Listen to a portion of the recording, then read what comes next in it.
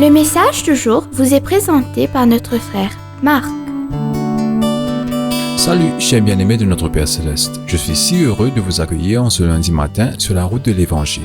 Aujourd'hui, nous allons considérer l'homme qui est Abraham. Et notre référence est Genèse 12.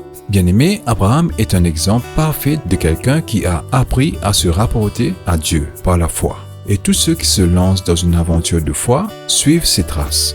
L'aventure d'Abraham tombe en 3 phases. Elles sont, premièrement, appelées à la séparation, deuxièmement, appelées au service et, troisièmement, appelées à la sécurité.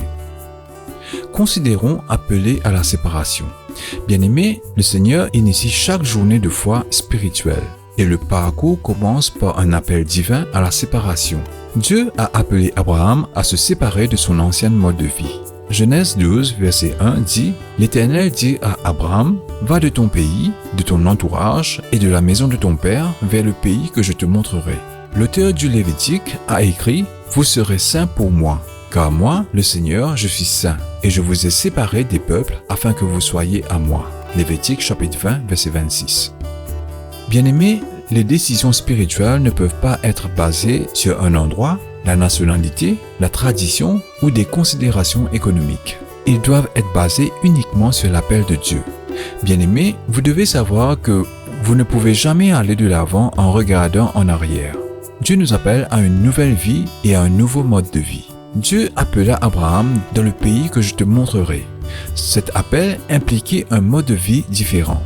Pour compliquer la décision, Abraham ne pouvait pas voir où il allait jusqu'à ce qu'il quitte l'endroit où il vivait. Bien-aimés, cela est toujours ainsi pour une aventure dans la foi.